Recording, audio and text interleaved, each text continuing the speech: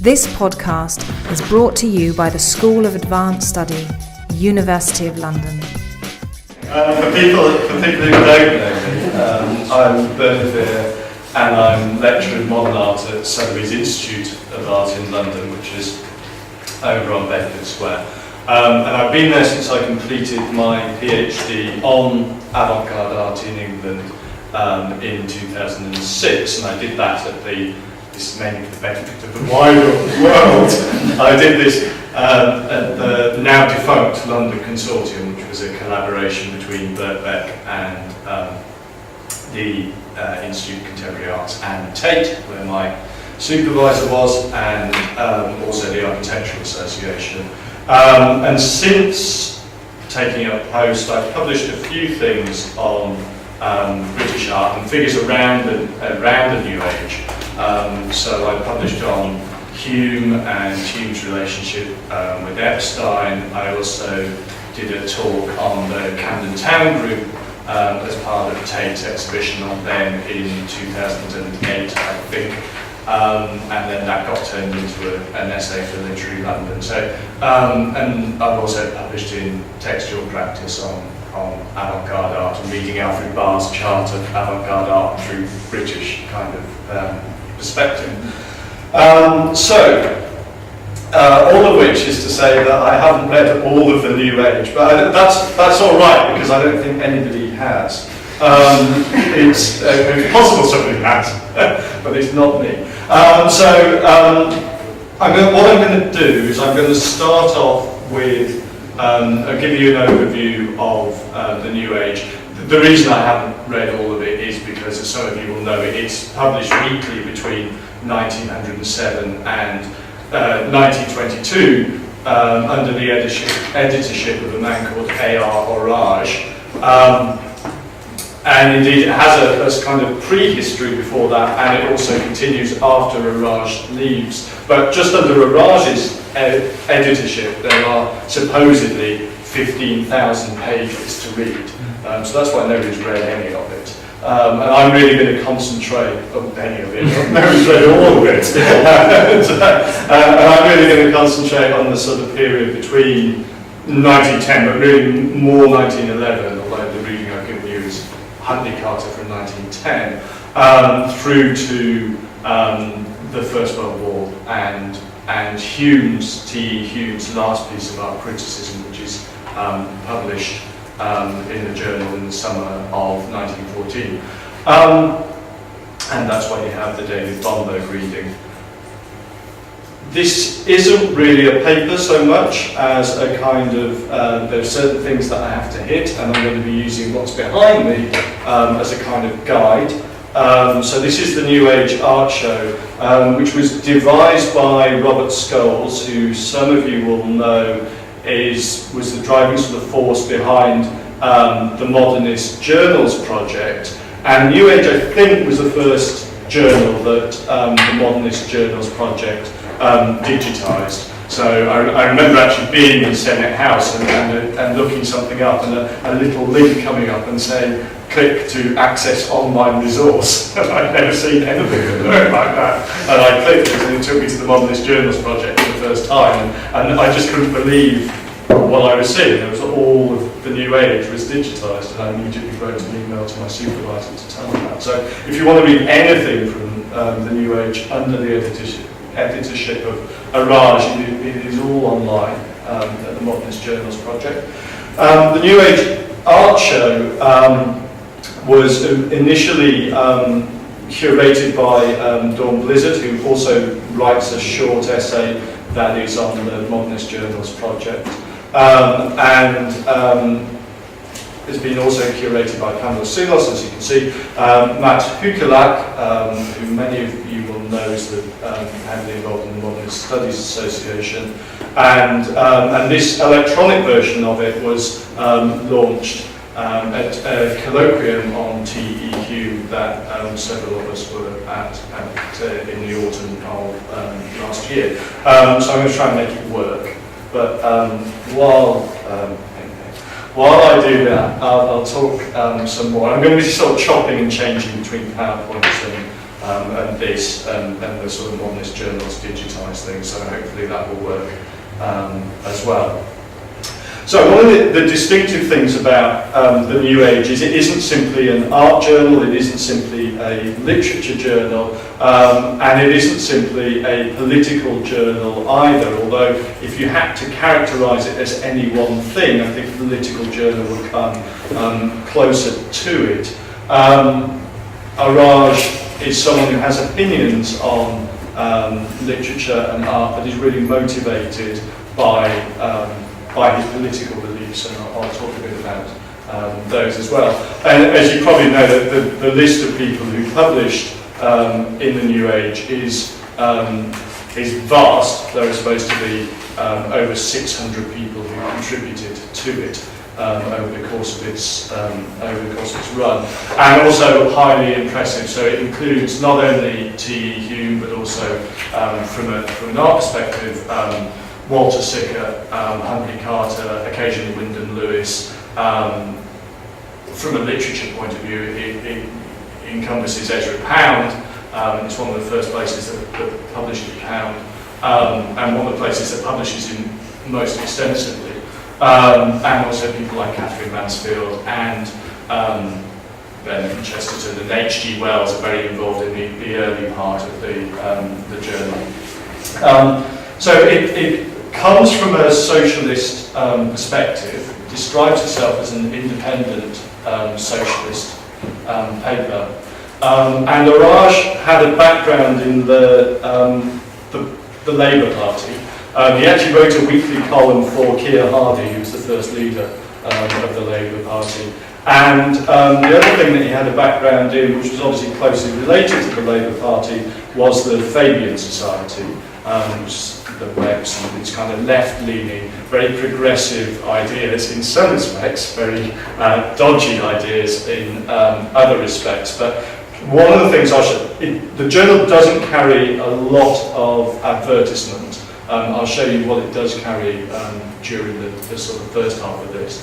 But you'll notice that it's quite often for things that either stress vegetarianism or health, or kind of like these typical sort of Fabian preoccupations. Or I think the first issue has an advert for Cadbury's Cocoa or something like that on the first page. They actually eventually they relegated advertising towards the back, and then eventually they did away with advertising altogether, or they did away with advertising just before the First World War. But the Cadbury's advert actually stresses the conditions that Cadbury's provides for its workers and how enlightened an employer it actually is. So this is kind of Fabian society background that he has, although he and Holbrook Jackson, who he initially edited New Age with, both set up something called the Fabian Arts Club when they were in Leeds,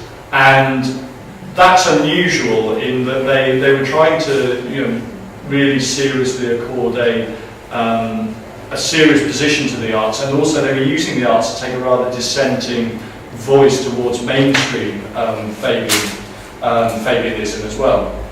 Nevertheless, when they bought the New Age, which was an existing title and had been published by the Christian Socialists since the 1890s, and really annoyingly, that's still the way that it's catalogued in the British Library catalogue, so you have to know that it was a Christian Socialist publication from 1894 in order to find the right New Age, because there's loads and loads of magazines called the New Age. So they took over this existing title, and they took it over with money partly that was provided by George Bernard Shaw as well. So Shaw was obviously a very prominent Fabian as well. So it was bought with Fabian money, and there is indeed a brief note from Sidney Webb. I think they publish in the first issue. They publish under their editorship. They publish all these letters of support that have been sent to them, and it's called something like Notes from the Front. So it's kind of notes from the battleground ground or something like that. It's a real sense that they're striving for something political as well. Although, as I say, it immediately declared itself to be an independent socialist review, and it kind of, particularly in the period that I'm talking about, it sort of drifted very much away from its original, albeit dissenting Fabianism, into something that was slightly different and that was promoting actually something called guild socialism, which we might come on to, because there might be people who know more about guild socialism in this room than I do. So as I say, Arage initially edited it with a man called Holbrook Jackson, and both of them come from Leeds. And Jackson leaves before the period that I'm going to discuss to take over the editorship of another journal, which is called TP's Weekly, TP, standing for the initials of the guy who owned it, but I can't remember what they are, what his name is. So one of the things that sets New Age apart from other kind of socialist or left-leaning magazines at the time is that it believes that the arts genuinely have a radical revolutionary potential, okay, and that's one of the reasons why it spends so much time looking at literature and the visual arts as well. So other journals that are similar, like Clarion, which some of you will know is a kind of a miscellany of bicycling and socialist thought, is kind of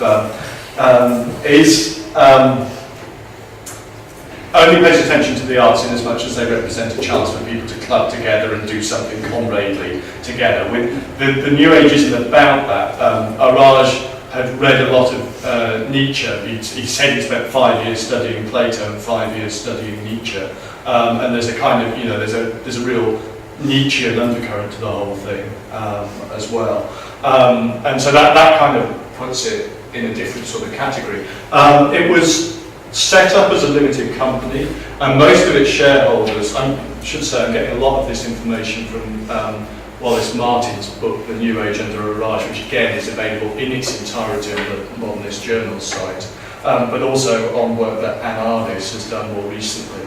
The work that she did for the Modernist Magazine's project book, and also an essay that she published in Modernism and Modernity on Pound writing in the New Age.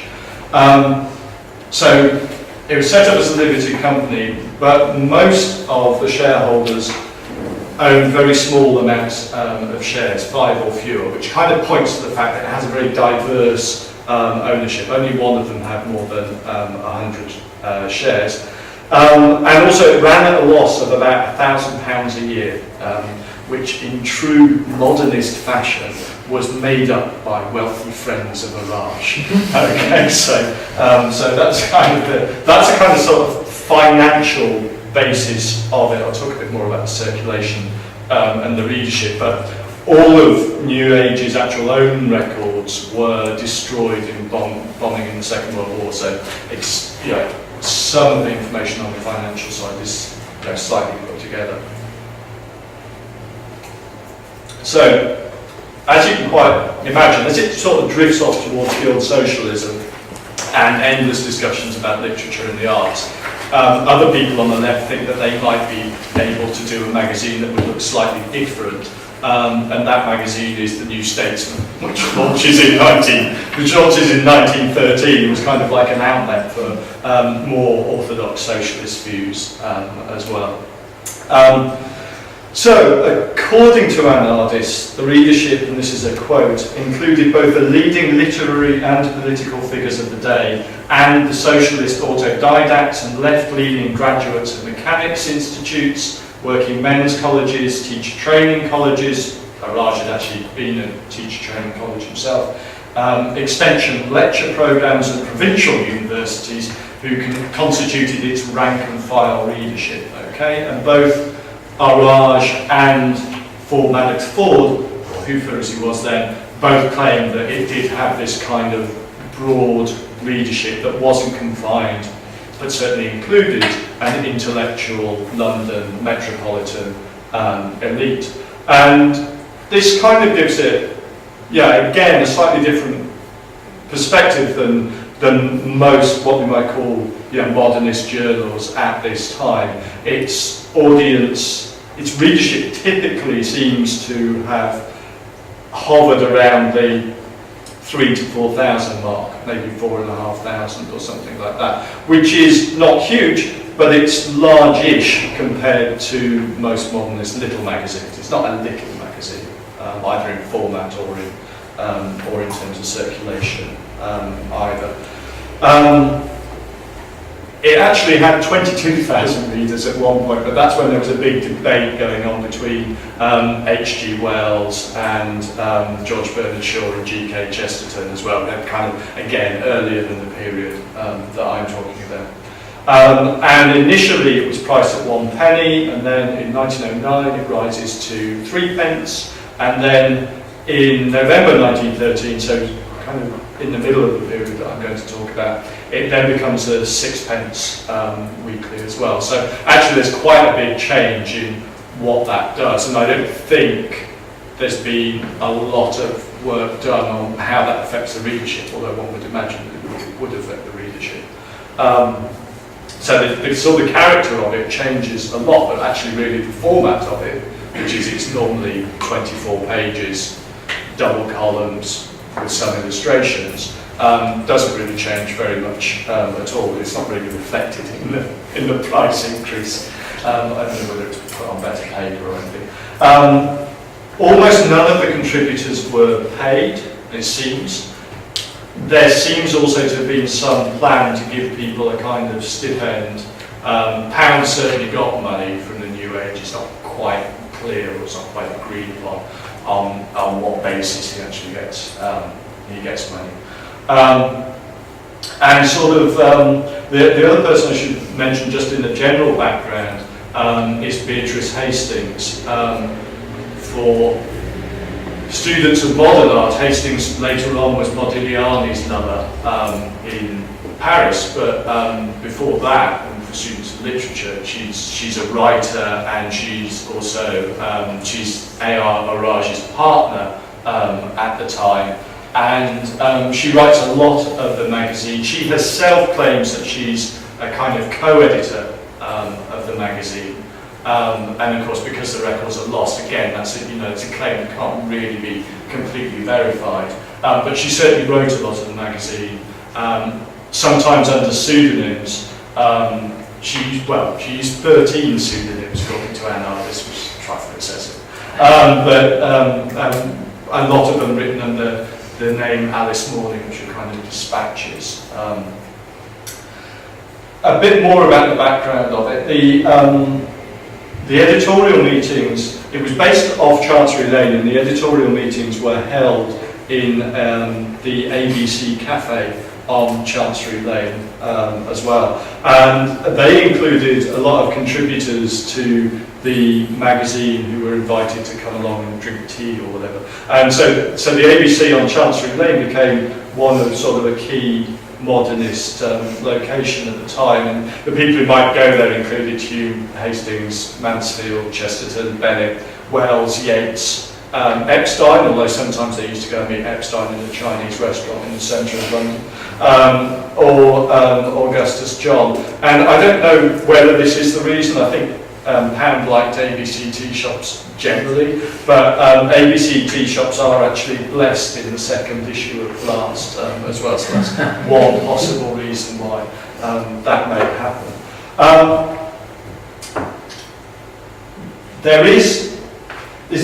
It's not like River in that it doesn't have a consistent policy on the arts really whatsoever. I mean, it kind of styles itself as a place where you can have debates, and a lot of the sort of things that are famous about it now are the product of debates between different contributors. There is no kind of house line.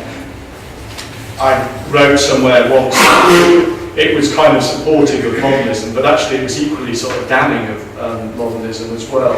So just to give you a sort of example of that, T. Hume's piece on Bombo, which you have as a reading, appeared a page after RHC, so a set of initials, had dismissed the first issue of Blast, this is of course the Vorticist's publication, as, and this is a direct quote, I think it's a great quote, "not unintelligible, but not worth the understanding." And actually, RHC again had been the first time that Blast is actually mentioned in print is in January of 1914, because it comes out in the summer. And again, the first place that it's mentioned in print is the New Age, although again it's mentioned in a way that's actually quite dismissive of it as well. So that's a kind of current that's very strong in, you know, it happens with Hastings writing again under a pseudonym, talking, you know, undermining Pound's work even as Pound's work is coming out. So there's kind of two currents, and in one sense what I'm going to do with this is look at Sickert, which in some senses is a kind of sort of modern, if you want to use a division between modernism and avant-garde, you can kind of say that Sickert was a modernist position rather than an avant-garde one, and Huntley Carter, who's, you know, advocating a much more radical art. And then again later on Sickert comes back with another series of drawings called Modern Drawings, and Hume responds with a series called Contemporary Drawings, which again are far more visually radical than Sickert's choice. So RHC, writing about Blast, he says that it's a sign of the spiritual anarchism of modern society, and he concludes that even to think straight in these days requires an effort. This is the summer of 1914. As the alienist, and an alienist is a contemporary term for a psychologist, often finds it hard to preserve his sanity among his patients. So it's kind of like, so you can picture RHC surrounded by, you know, Hume and Lewis and other people, and you know, feeling like he's losing his mind, and it's hard to think. Now, all this might be sort of like an interesting detail, but RHC was probably Arage himself. He's probably the editor. It's a pseudonym also that Hastings used as well. So it's probably one of the pair of them, and it's possible others did it as well. But he also concludes that, or she concludes that passage by saying, you know, I'm determined that the New Age will refocus itself and be better than all of this kind of stuff. And one of the things that's confusing about that as well, so Arage and Hastings are not necessarily promoters of avant-garde modernism, but they are definitely part of the milieu. You know, they're at the centre of the ABC meetings. I think they also go to the Café Royal. They certainly, Arage certainly goes to Hume's salons in Frith Street, which are again, you know, this kind of big meeting place for the modernist artists and thinkers in London at that time. So Anna Aldis says about the earlier criticism of Blast, when it's first announced in January 1914, she says it begins to suggest why the very idea of periodical communities is somewhat misleading when applied to the New Age. For its dialogism with the other magazines refuses containment within recognisable periodical communities, and instead models an even more open-ended and unbounded ideal of debate in the public sphere. And she says that this is, you know, this is stuff to do with being public. It's not a sense of community. It's not a sense that what they're, as I say, it's no kind of like house style. They're not trying to propagate the new. What they're trying to do is open it up for debate. And that works more or less well, and that's one of the things that I'm going to come on to. Even before they'd attacked Blast, they also attacked Rhythm in completely intemperate terms, so I'll mention that later. And again, you know, a lot of the people who wrote for Rhythm, Catherine Mansfield, John Middleton Murray, were also people who were intimately associated with the New Age and published in the New Age as well. So it says that New Age never simply promoted, this is again Anardis, never simply promoted experimental art and literature. Instead it presented such work and subjected it to intense criticism. And I think that's probably true. We're going to look at Picasso quickly, and you see there's a big debate that goes around that. What it doesn't do, I think, is it doesn't really submit Sickert and the sort of kind of Sickertian modernism to a lot of criticism either, and that might be an interesting point. This might also be because Sickert actually regularly advertises on the back page for his art school, but I think probably it goes a bit kind of deeper than that as well. Okay, so have you got any questions on that before we go any further? It's a kind of, this isn't a paper, do jump in if there's stuff. And also I'm quite conscious that I'm talking to some visual art students and some literature students, and I don't really know whether I'm picturing this right. But it's not really a question, I'm afraid, but I thought I'd just say that the thing about the 6p price point is quite interesting that a lot of these magazines of this type tend to kind of regress to that price. Right. And it's really common that they start out selling quite a lot cheaper. 1 pence, 2 pence, 4 pence, Time and Tide does that, Nation at the name, Melissa does that. And they sort of try and sell at that price for about 2 or 3 years. Right. And then they regress to 6p, which is like the standard, sort of longer established magazines. Okay. So it went through 3 pence first, does that make sense? I'm just trying to work, because obviously like 1 to 6 would be, but then it doesn't hold, it holds at 3 pence for 3 or 4 years or something like that. It must have an impact on the readership. Yeah. And it might just be that, I mean, we know from circulation figures that 4,500 for a broad periodical dealing with the arts and literature. That doesn't say you could do that on a metropolitan elite basis, and it'd be really interesting to see whether that is in fact the case, whether they lose a lot of those teacher training college people and the Mechanics Institute people, and whether it does become more metropolitan.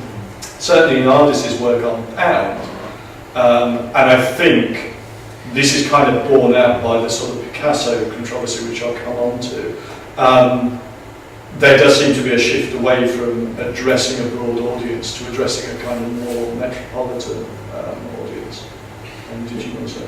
No, I just, is there any evidence with any of these magazines that there's some business model at work, or are the proprietors really just, they usually have a rich friend about they do. Business model is perhaps too strong a term. With the New Age, I don't think there really is a business model. I mean, I think initially they must have been very buoyed by the success of the Wells, Chesterton, Shaw controversy, which obviously pushed the circulation up to levels that it wouldn't be seen again. But it's kind of the other thing that I haven't talked about actually is Raj is very interested in Uspensky, and in fact almost everyone who's associated with the New Age at some point is very interested in mysticism kind of currents and things like that, and that's eventually what a lot of them go off to do, and kind of again developing this idea of guild socialism, which is quite a distinct political position which is developed by the New Age, although I'm no expert on it. Again, it's kind of, it would have been quite easy for them if they wanted to be a business model to go down the route of the New Statesman. The New Statesman had to exist because basically I think Raj and Hastings and the people around them, they didn't have a kind of this is where we should go in order to sell copies kind of mentality. They had a kind of this is the New Age's position, and they were working on a sort of bigger picture, and they would just go wherever the thought kind of took them, I think. The New Statesman didn't make any money either, though. One of these magazines that ever turned a profit in this period was The Spectator, which was like 1830, really that was the only one. All the others lost money or had it. Yeah, I mean, it's so interesting now that, it still exists. I think the roots of it being somewhere in this period of time. So this is actually, this is actually the first it's actually 2 series, and there's quite a lot of things that aren't here, but it'll just give you a flavour of the sort of things that they were publishing in the visual arts. Actually alongside, this runs alongside, or it encompasses the Huntley Carter series that I'm going to talk about next, and that'll be the series that I talk about for the longest time. But so that's a cartoon of Sickert by Tom Titt, who's a resident cartoonist. These used to appear on the back pages. I'll show you one of Huntley Carter later. And these are the kind of things that that Sickert was doing at the time, or was publicising at the time. So this is a drawing which actually squared up for transfer onto canvas, and its final version is this, which actually is in Leeds. This was one of a series of paintings that Sickert did after he came back from Dieppe. He was in self-imposed exile in Dieppe, and he came back and he founded. When he came back, he founded something called the Fitzroy Street Group, and the Fitzroy Group included all the people that Huntley Carter was talking about as colourists, and I'll show you some of the work later, but it's people like Spencer Gore and Harold Gilman and Charles Ginner, all the Camden Town painters who begin with G, basically. And so, and at the time this comes out, Sickert is really promoting himself as the head of the Camden Town group. The Fitzroy Street group morphs into the Camden Town group.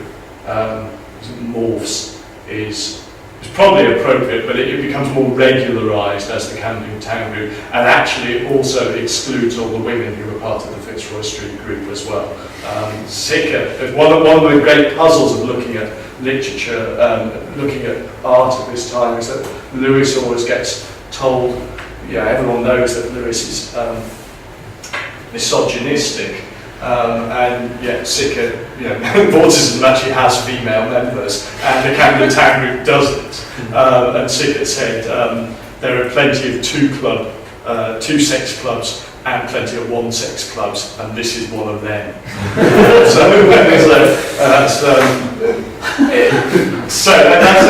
That's kind of a side. I didn't mean to go for Sickert so early in the piece.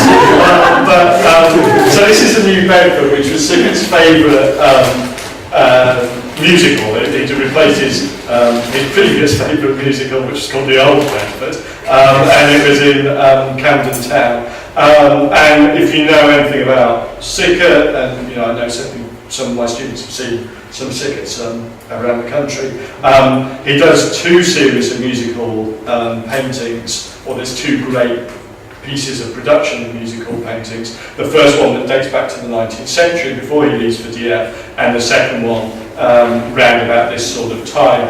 And this is now in Leeds, but what's distinctive about them is that they actually tend to, especially the second series, tend to concentrate not on the action on the stage, concentrating on the audience or weird stage effects or bands or things like that. And so, although this is quite old, this painting is quite old when Sickert is actually publishing the drawing in the New Age, he is also still painting the New Bedford as well. In fact, the Tate owns one of these. It's not this one, but it is remarkably similar. And the Tate's one was owned by Edward Marsh, who was a big, Eddie Marsh was a big patron of avant-garde artists, but was also, again, if you're a literature student, you'll know he's the editor of the Georgian anthologies as well as being Churchill's secretary. So the Tate one actually is the one that Eddie Marsh used to own. Go back to this, some of the other ones. A pail of slops. Sickert famously said that he wanted his art to be the art of the kitchen and the scullery rather than the drawing room. So it's a constant kind of looking at behind the scenes sort of London life as well. This London Benedetta, which is a title that he used several times actually, but this is a view of the garden behind his own art school, which was up in Camden as well.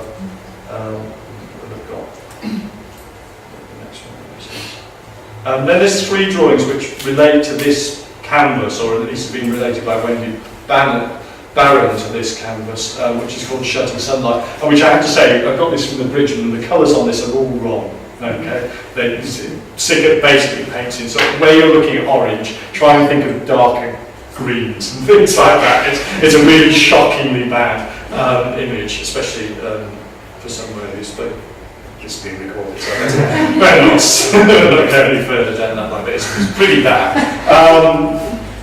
And so this is a proposal, but then this one relates very closely to it. It's Amantium Irae, I think, and there's a whole sort of series of drawings on that canvas which relate to the theme of a woman and man having an argument on a bed. Sometimes the man is standing up, sometimes he's sitting down. This is undoubtedly the most provocative of them as well, and that's presumably why he'd chosen it. He took the title from Terence Andrea, which said, "Lovers' quarrels are a part of love." Okay, so that's on the fragment. And again, Sickert's got great titles, I think. But this is a sort of like there's one more which is also an argument, which again is a couple arguing on a bed, although this time the man is seated and the woman is clothed.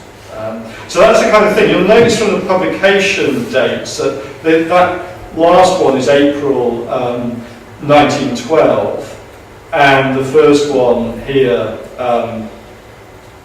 is back in June 1911. And as I say, these aren't exclusive, but there are kind of two things, and they're published over quite a long period of time. That's kind of 9 months. And it encompasses, I'm really just using that as a kind of counterpoint to the time frame in which Huntley Carter's abstract paintings series is done at the same time.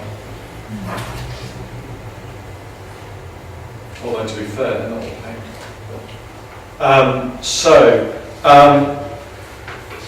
The first thing that Carter, who's the sort of in-house art and drama critic at this point in the New Age, and he's a very interesting figure, and it's he's known about in theatrical circles because he's one of the first people in Britain to write about Soviet theatre, ideas of Russian theatre. But he also writes on the visual arts as well. And the first thing that he chooses, and these come as a supplement at the end of the New Age, the first thing that he chooses is Picasso's, well, it's called a study. You can probably make that out. And it is, well, I'll show you the picture because it's a lot easier with a picture. And the kind of, I think a lot of the controversy about this arose because they were publishing in black and white and things like that. Pablo Picasso's Mandolin and Glass of Pernod from 1911, an example of... Analytical cubism. Thank you very much. So this is analytic cubism, or what gets called analytic cubism, at probably just about its most complicated. So it's a tabletop still life. You can see a mandolin there.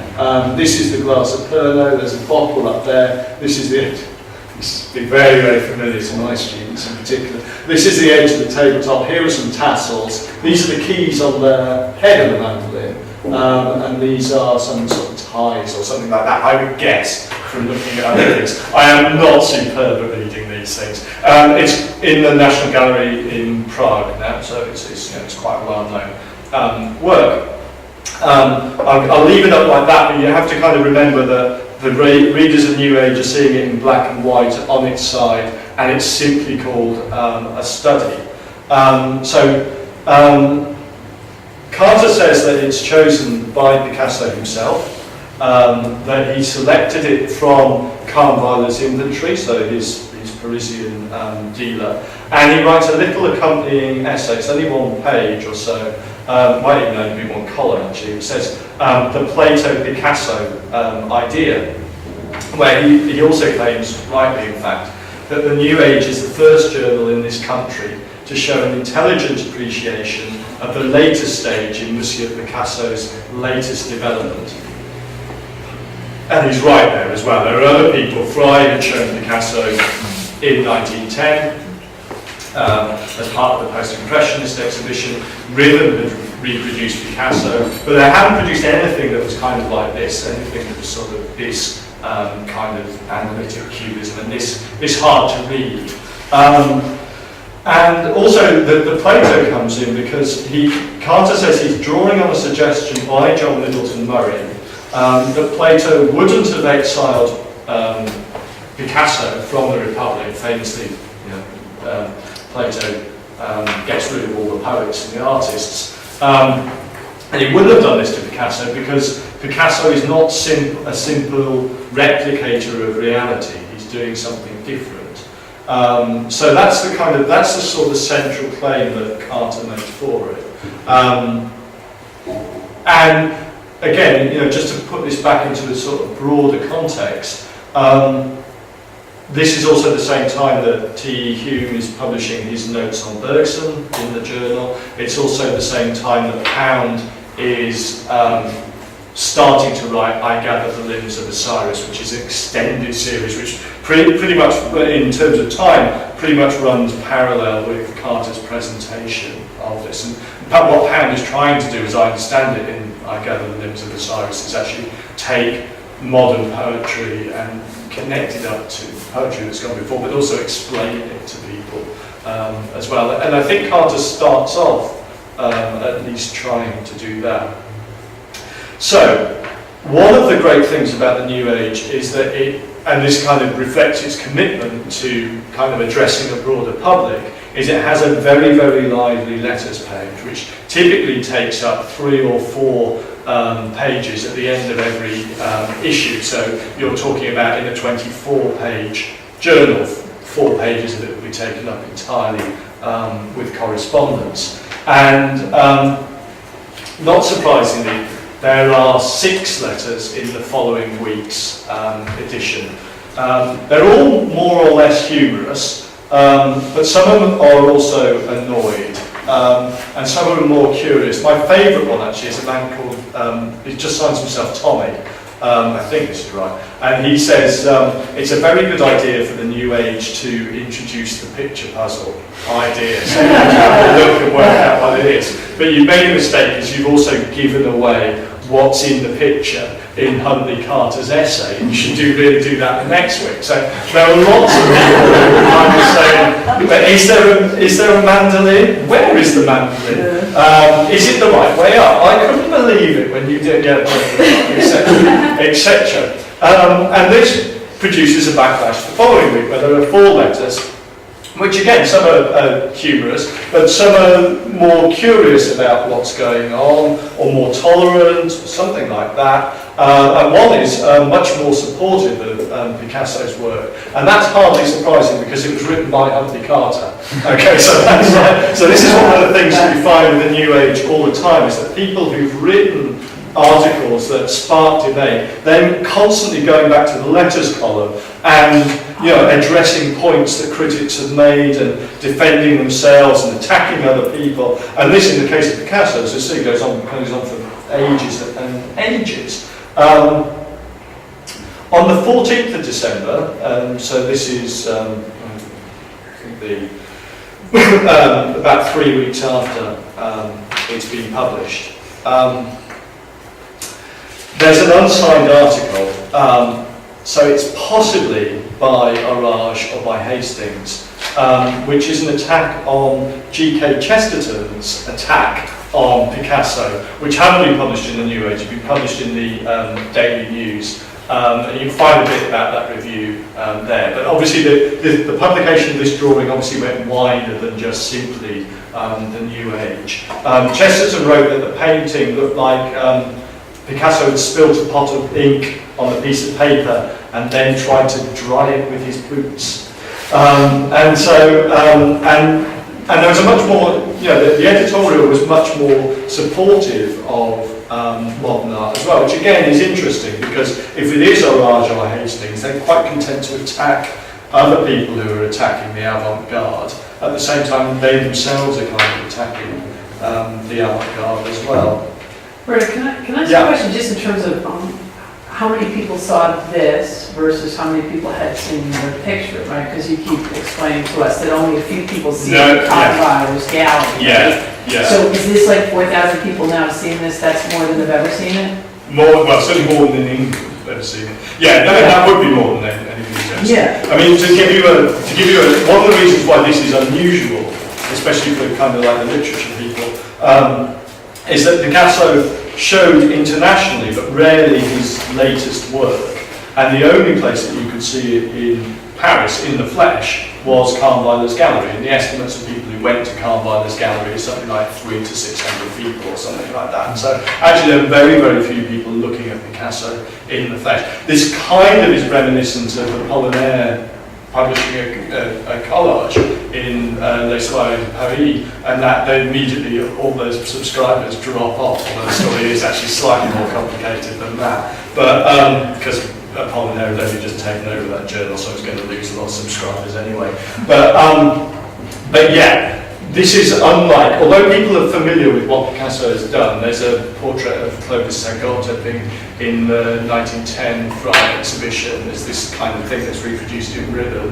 They're not familiar with this kind of stuff, and they wouldn't have seen it in the flesh, definitely not in England, and not many people in France either. So again, in the correspondence travel on, and I really don't know any of the names, they're not particularly famous names, so I'll come on to that, but a guy called Frederick H. Evans, and this is another good one, presaged that Carter, this is a direct quote, will next be holding up for our admiration the lunatic things P. Wyndham Lewis has got hung, though in the darkest corner at the Carfax Gallery, the Camden Town Group. This is the first exhibition of the Camden Town Group. These might have a soothing effect as decorations for the walls of a lunatic asylum, as they are, one would suppose, so exactly akin to the mental vision reigning there. But they are very certainly a sheer disgrace to any art gallery, merely a sillily satisfied flaunting of incompetence. And it ended up by calling on Sickert, whose kind of series was being published at the same time, and who wrote a lot of art criticism, to give his judgment on the Picasso. And also on Lewis as well. So the debate continued even as Carter released the next in the series of drawings, which was by a less famous but still prominent cubist, Auguste Urbain, again as a study and kind of slightly more legible as well. So this was the second supplement. And Carter explained in an accompanying article that he saw the moderns as reacting to photography by looking inside themselves for inspiration. Again, so this is kind of like a development of the Murray kind of position. And Carter also writes that he anticipates that few people will welcome the study. And in the correspondence column for that week, both Middleton Murray and Carter respond to the various criticisms that are made of them and also of Picasso as well. And Urbain's picture actually, predictably, did provoke less of a response than Picasso's. And Picasso's work was really taken as being the exemplar, the plus ultra of what was happening at the time, and that continued to be the subject of more debate in the correspondence column. There's a character called E. Wade Cook, who's the leading anti-Picasso character in this debate, and he actually admitted to quite liking the Urbain. He said that that Urbain might go on to be a good designer of parquetry floors, or that he would quite graduate in that more sublime art of our grandmothers, the patchwork quilt. Okay, so and it's really interesting that all this debate takes place between Fry's two post-impressionist exhibitions in 1910 and 1912, and also before the Futurists' 1912 exhibition in London. So this is really, an early example of exposure to modern art, and it's also really interesting that its kind of response to it falls very quickly into absolutely classical arguments about modern art as well, that modern art is a response to photography, that modern art is merely decorative and therefore can't hold anybody's interests, or that modern art is a joke or a black. And Geoffrey Weiss has written a very long sort of study of that position and how it manifests itself in popular culture in France, in a book called The Popular Culture of Modern Art. And there's something that I'm going to touch on later on. But also, it's interesting who's not in this debate as well. There's no Lewis, although Lewis is being directly criticised in the correspondence column as well. There's no Pound, who at that point isn't writing for the New Age on art matters, but might be expected to take a view. And most tellingly, there's no Sickert either at this point as well. So it's very much left to Carter on his own to defend the moderns. And this is, as it rumbles on into 1912, this is the cartoon that Tom Titt does of this. This is published on the back, the cartoon of by now, the correspondence is being cut, it takes place under this heading, which is kind of like a portmanteau of Picasso, art and urban. It's called, it takes place under the heading Pic Artaban, as if it's just all one word, as modern art can be sort of framed by these two people. And so this is Huntley Carter, but really it's signed here on the mandolin, which is kind of like disguised by Titt himself. And I've been trying to work this out, okay? This definitely says here, okay, and Picasso is here. So that's, and I think it says, it's, and then hidden, possibly, HDN could be hidden. HDN in Picasso, okay? But there's definitely something going on like that, and they're taking that idea of a picture puzzle and sort of like a crossword tune, something to be solved. And these in the background are very, very much like the, you know, the keys in Picasso there as well, these kind of things that are growing around his feet. And himself is all sort of like composed of these geometric lines and curves as well. So he becomes what in fact he was in the New Age, was he was like the embodiment of somebody who was made up of modern art, who knew kind of what it was. I just want to show you this in situation because it gives you an idea of some of the things. This is hopefully when it comes up. Here we are. This is so this is the this is the back page of an issue of the New Age. Mr. A.J. Hughes is always there. He's a barrister at law, and as you can see, he's a late senior classical scholar and prize of Queen's College, Oxford, who prepares gentlemen only in London and abroad, as if people live abroad, for advanced as well as preliminary examinations, including the bar final, the solicitor's profession, the civil services, and those of the University of London. Entrance examinations, whatever next. And you know, it's quite interesting because it kind of hints at what the aspirations of the readership might be. And he is always there as well. And the Guy's Hospital Gazette, the most perfect form of cocoa. They carry very, very limited advertising at this point. This is virtually the only thing. Yeah, so Guy's Hospital recommends. Then there's Ideal Life Assurance. There's here, drawing and painting, Sickert and Goss, which is Sickert and Sylvia Goss, Rowlandson House, Hampstead, and that's the back garden that you saw in Sickert's. Sickert's drawing as well, that's his art school at the time. Old artificial teeth bought for cash, that doesn't happen very often. Read Progress and Poverty, Settle Social Problems, send 5.5 to John Badger. And Unitarianism as an affirmative faith. So you get a kind of flavour. Very often again at this time there's an advert for a vegetarian restaurant at the bottom of that. Kind of gives you a flavour of the people who are advertising. Bernard, in the shoelaces, doesn't that look like letters as well? Yeah, it might be actually. Because normally you wouldn't bother. Looks like pizza or something like that. Yeah. Okay, you wouldn't buy It it looks different. You know, they are different. Yeah, exactly. Yeah. They look like letters. See. I think there's a lot sort of going on in that as well. It's quite. We were saying the other day, we didn't know what Huntley Carter looked like. This is what it looked like. Said it wasn't. There are some pictures of Huntley Carter on the web. Because of the Soviet stuff he did after in the 1920s. There's I can't remember. It's sort of like Soviet Book Society of There's some London. weird I sort of worked on him for a few years. Did you? And it's fun, like after a couple of years, I saw a picture of him and I was like, oh my god, he's got psychopaths there. Because I guess now, I know Becky Beasley's done some work on him as well because of the Russian sort of connections, but I guess now he's probably better known as a critic of drama and influencing out of drama than he is for the kind of art writing. There's one part of the correspondence which just says, oh yeah, it's so good that Huntley Carter gets to give his opinions every week because he's got such a big head.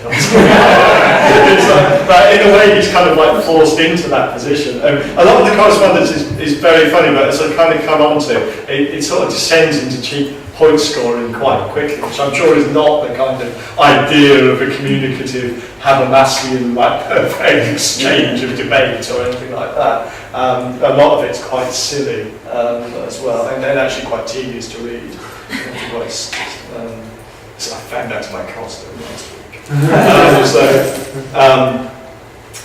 At that kind of time, but without writing anything about it,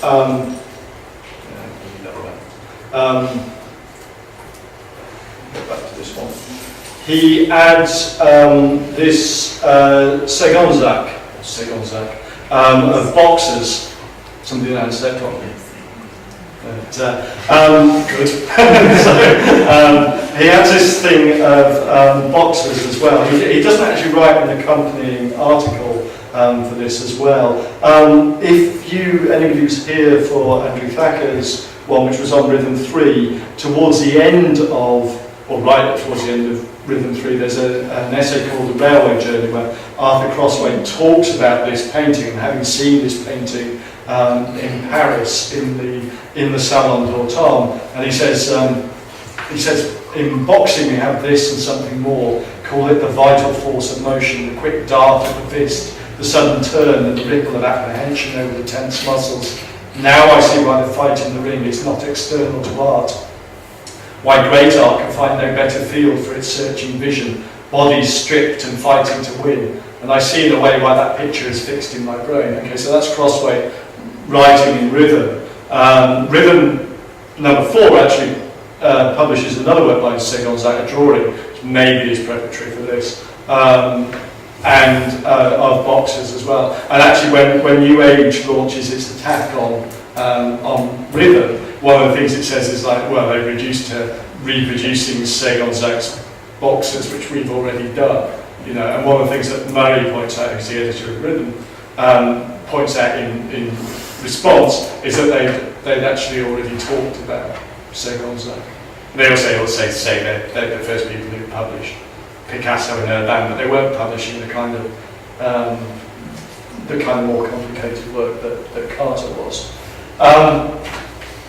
So Carter used this as an illustration in his book, The New Spirit in Art and Drama, as well. So it obviously meant something to him. That book appeared in 1913. And then the following week, the correspondence continues, and basically it's still all of it. It's still called Picat Art Urban, and they don't add Zac to it, thank God. It's just getting longer and longer, and pretty much this is ignored actually in the point.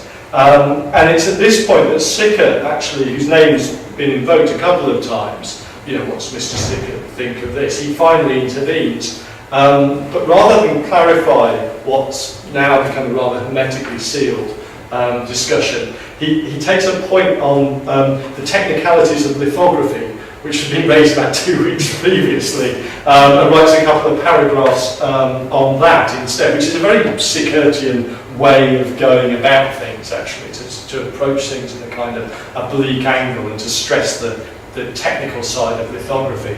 The debate now is absolutely impossible to join if you haven't been at it at the beginning. They're throwing so many points backwards and forwards. They're picking up on points that each other had made 2 weeks ago.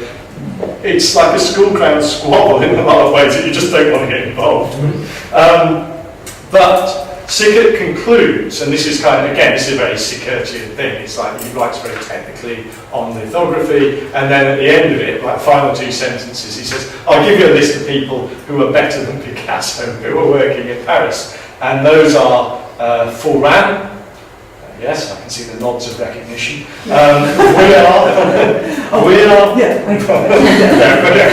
Vere, Bonnard, Valeton, Signac, Marquet, and he also points out that Degas and Monet and Renoir are still working. So the debate on Picasso has now been going on for 2 months, every week, so 8 issues. And as I say, it's impossible for anyone who's not been followed up.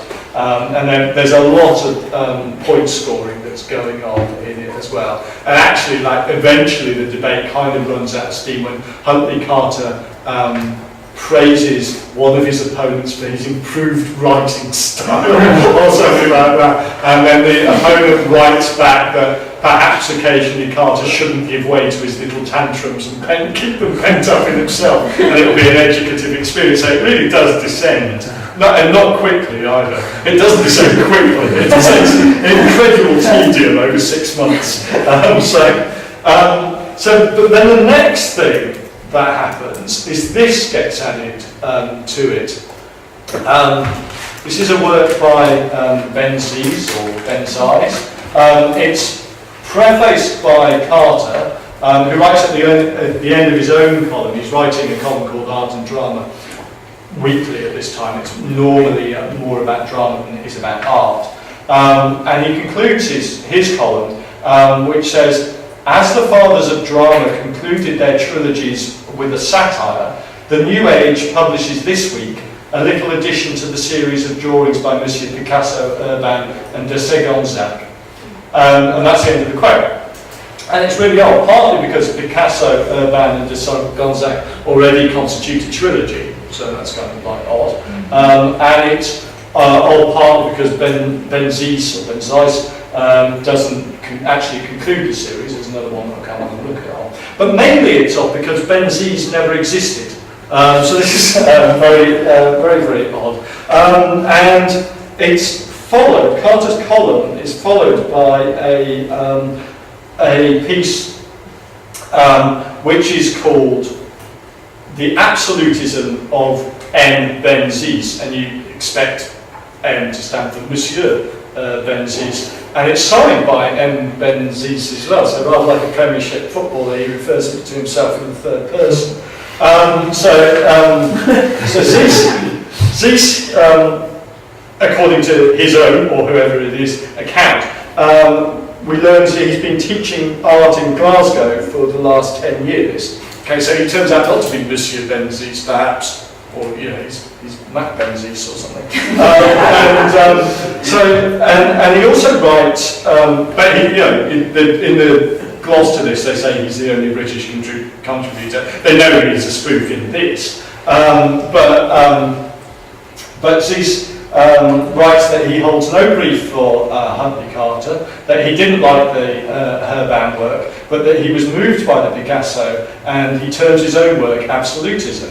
He admits in the third person that he is technically inferior to Picasso and Urbain, but he says, or the person says, that Zeiss can apparently gain better effects than either when it comes to capturing the effects of a meteor bursting into flame on entering the atmosphere. His outlines, this is a direct quote from him, his outlines seemed to tremble as if the object had but newly thrust back impalpable waves of ether. The blackness of the two upturned pans, this is the table still life, which looks rather like Marcel Duchamp's coffee grinder, but it's depressingly, it's the year before. A year before. Oh, that's where you got the idea. Yeah, Duchamp probably got it from Benzies. A lot of people are looking very hard at this. So the blackness of the two upturned pans seems to belly forth out of space. His lighting effects are curious. He delights in getting the light focused on one point and then reflected back, at least in this picture. He has no stock in trade of conventional tricks. It's because this is the only picture he's ever done.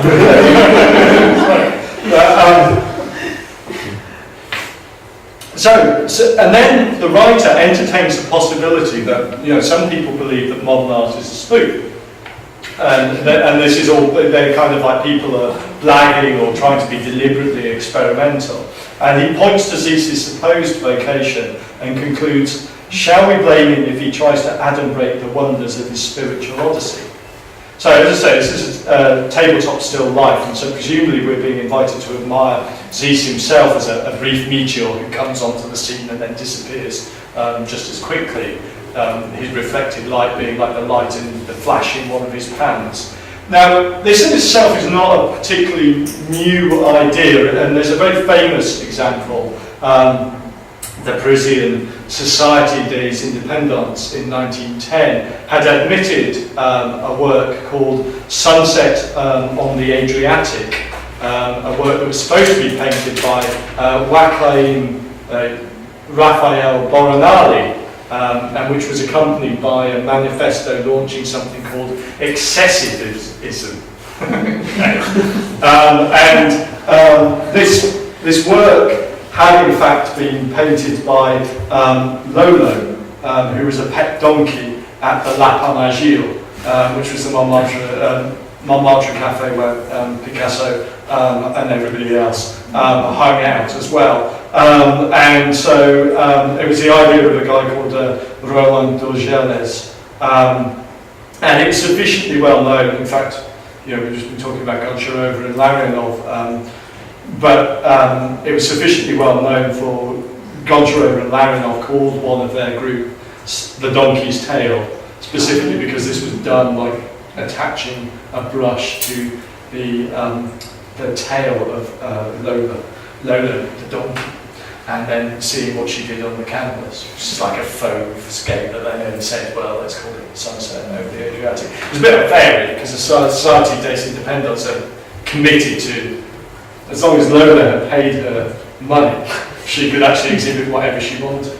So there you go. So it wasn't very good satire, but it was very, very famous. And Boronali was an internationally famous, so there's a good chance that Carter knew about it. Boronali is an anagram of Aliboron, who's a donkey from a fable by La Fontaine. So I've been trying to work out what Ben Zeus could be an anagram for, and I've come to the conclusion it's got Zeben in it, which is German for seven, Z7, but that's not very good. But I've come to the conclusion it might be, you might be able to see it as like Ben Zeiss, which would be like bend the eyes, or something like that. Or Ben Zeus would be like bend these, or something like that. But it's not very good, but I'm not sure the whole thing's very good. So it's not, as I say, a tremendously funny joke. And it does seem to have gone completely unnoticed. Even Wallace Martin, on his book on the New Age under a Raj, just routinely says, there's some work by Ben Zeus. Yeah, of course. You couldn't leave him out, could you? So you've got to assume that Carter is behind it, or maybe a Raj or Hastings or something like that. And of course, this is a thing that Marcel Duchamp is going to get kind of much more right in 1917 when he submits as Richard Mutt the urinal to the Society of American Independence, the Society of Independent Artists in America in 1917. That's a proper kind of spoof.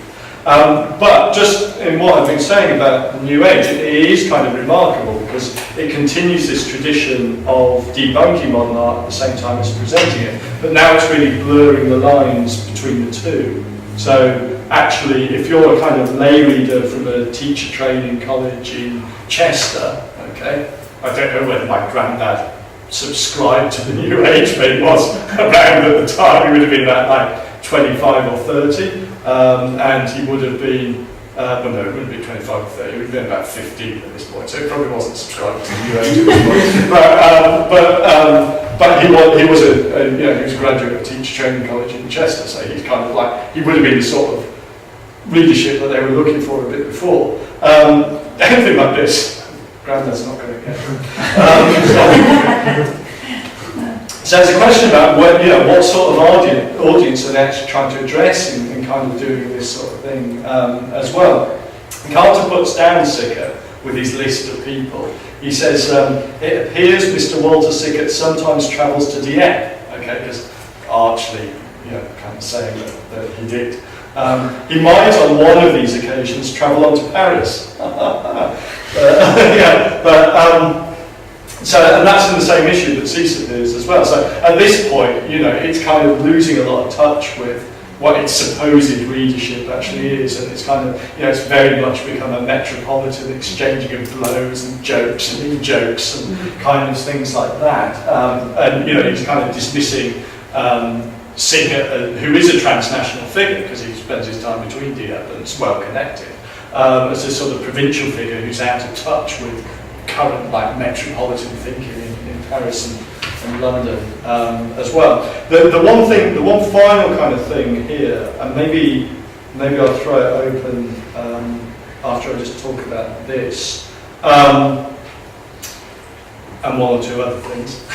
But I'll just try and talk about this, and then maybe we'll look at some of the other work and more sort of discursive sort of situation. This is definitely not a fabrication. It's Luigi Russollo's The Revolt.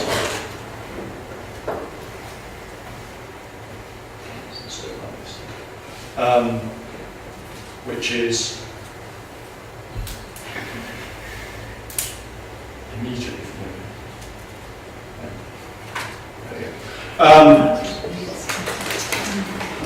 And which at the time that Carter included it had either was on show in the Futurist exhibition at Bernheim-Jeune or the exhibition in Bernheim-Jeune. This was published on the 29th of February, it was a leap year. Self-evident, really. But and the show in London opened in March, I think March the 7th from memory. So it's possibly it's just been shown in Paris. Carter's definitely seen it in Paris because he writes about futurism and seeing it in the Bernheim-Jeune. So the Italian Futurist exhibition in 1912 in the Sackville Gallery in London attracted a reported 40,000 visitors. It was only open for 3 weeks as well, so it's an astonishing kind of number.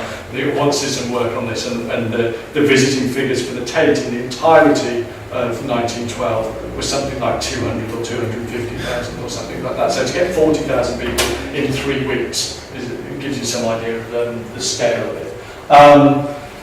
And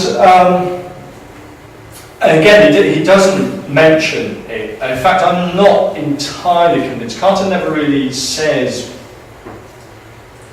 There's no indication on the supplements that they're actually being picked by Carter, which is different from Sickert's later series, and it's different from Hume's later series as well. And I'm not sure that he actually picked this himself, because he's actually really dismissive about the futurists. He says, and he of course is a great promoter of Picasso and a great advocate of Picasso, but he says that they're ephemeralists in his column, and he says 99% of their paintings are, quote, excrescences. And he also says that he hasn't read any of the literature that goes along with the movement, and he manages to mangle the names of both Severini and Russollo in the column as well. So it does make you wonder how much he would actually pick this. But he does say that the futurists represent the triumph of intelligence, and he says they've got talent, if not genius. And I think there's some ways in which Carter's critique of futurists and the Futurist exhibition in Paris tallies with Apollinaires' review of that show as well. And you do kind of wonder whether Carter had been, read Apollinaires' review of that show as well. Although I haven't been back to check the dates, to be fair. Apollinaire says it takes great courage to show these kind of works. Something like that. And it just shows how far ahead French painting is. I think in London you're always looking towards France rather than Italy anyway. So.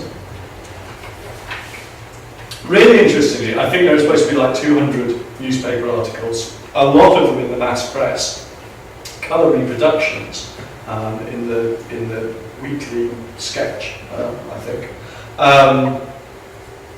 it doesn't actually say anything at all about the Italian Futurist exhibition once it comes to London. It's kind of like strangely silent on it as well. But in March 1912, instead of turning their attention towards the Italian Futurists, they had this astonishingly vicious attack on rhythm, which I mentioned earlier, issue 4.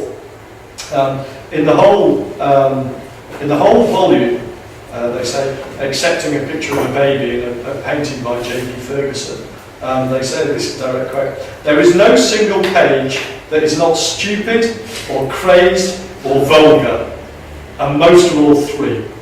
So that's in present day criticism of the 28th of March as well. So Mansfield and Murray wrote back and sort of defended their position in the following issue. So again, there's no sort of like collegiate sort of modernist project emerging from this. Sickert actually finally made plain his views on Picasso in the New Age of Summer 1912 when he wrote of the quote, "willful cubistic or other nonsense distortion of Matisse and Picasso," and said that cubism wasn't an art as well. And around about that time, sort of Carter fades out the picture, at least as a critic of art, and is replaced by a guy called Anthony Ludovici, who some of you will know has a huge row with T.E. Hume over the work of Jacob Epstein as well, where Hume says the best way of dealing with Ludovici would be a little personal violence. And Ludovici, Hume is obviously a character who writes a lot of art criticism for the New Age, which I haven't really talked about, but I'll show you in a minute. And he's a hard sort of character to like. He's big and he's boisterous and he's opinionated.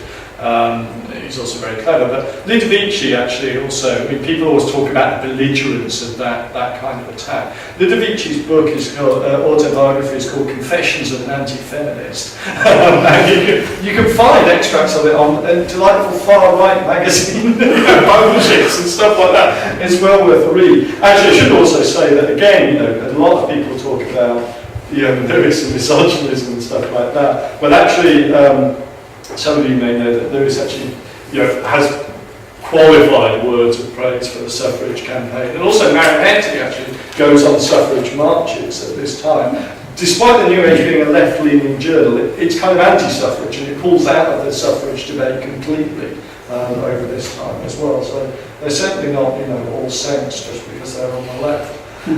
So Ludovici goes to the Sonderbund exhibition in Cologne in the summer of 1912. It's an absolute key exhibition of modern art.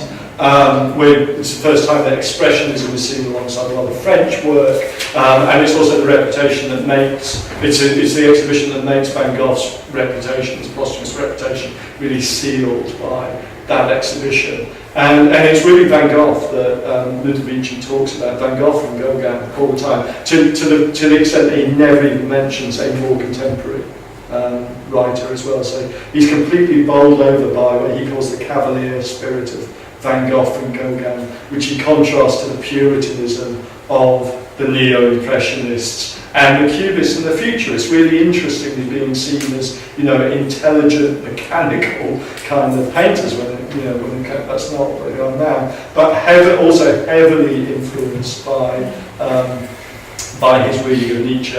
I mean, for cavaliers and roundheads, he's not actually saying it, but really what he's substituting those terms for Dionysiac and Apollo, the kind of the Dionysiac, Gauguin and Van Gogh with their riots of colour are being contrasted with the Apollonian kind of rigour of the neo-impressionists and the cubists and Cézanne as well, people like that. I said it wasn't a paper, it was. But I talked for longer than I intended to, by quite a long way. But that concludes the formal part of the evening. Has anybody got any sort of questions or observations that they want to make about that before I sort of talk? I mean, I can whiz you through the later series, but I kind of think the ground is sort of set in that opposition between Sickert and Huntley Carter rather than in the kind of later one, which is how it tends to be seen between Sickert and Hume. Just one very quick question. So Carter titles these articles the post-savages, and I'm just wondering how much does that idea of post-savage, because that's an idea in Liver as well, Right. the neo-primitives and the neo-barbarians. Is that an idea that's particularly in circulation in art criticism this time, or what does that even mean? Or is it related to Rhythm? Is that after? Yeah, well, that's what I'm wondering as well. Is this Carter's dialogue with Rhythm? I think right at the start he says the new art is. He says something in the Picasso thing. He says something like the new art is not the new age, but the new art is in the new age, and that's his kind of like opening gambit on these kind of things. So I think he's kind of.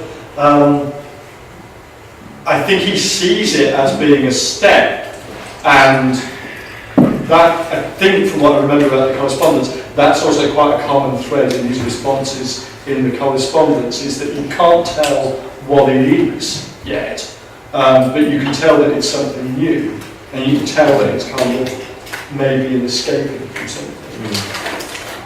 And of course that's also part of Hume's view on modern art as well. I would certainly hesitate to map the two of them onto one another, because I think they are doing different things, and I think Hume has a much bigger project.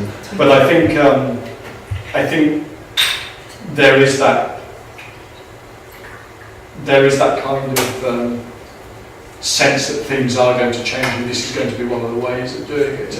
And you know, again, I mean, I don't know how much Carter relied on Nietzsche or knew about Nietzsche as well, but there is that kind of Zarathustra kind of quality. There's some very good send-ups of the Nietzschean part as well, where I can't remember who it is now, is it Beerhofer or somebody like that?